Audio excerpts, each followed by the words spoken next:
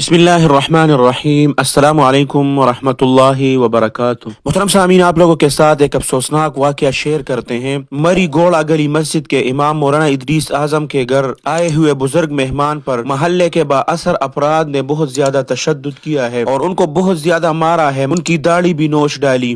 محترم سامعین، امام مسجد سے اختلاف کا غصہ اس کے بزرگ مہمان پر نکال دیا۔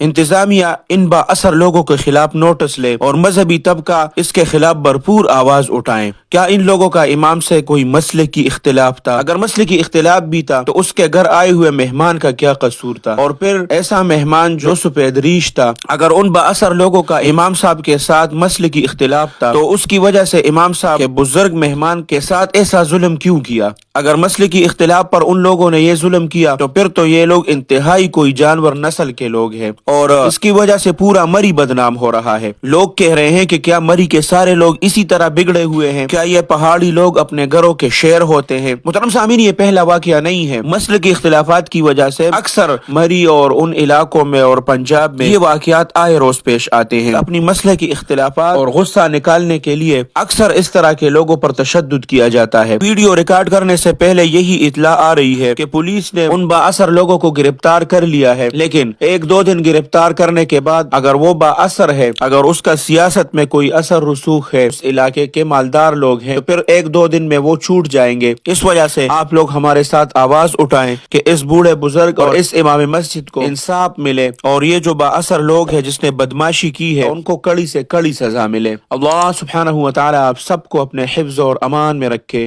اپنے خصوصی دعاؤں میں یاد رکھے۔ السلام علیکم ورحمۃ اللہ وبرکاتہ۔ جاء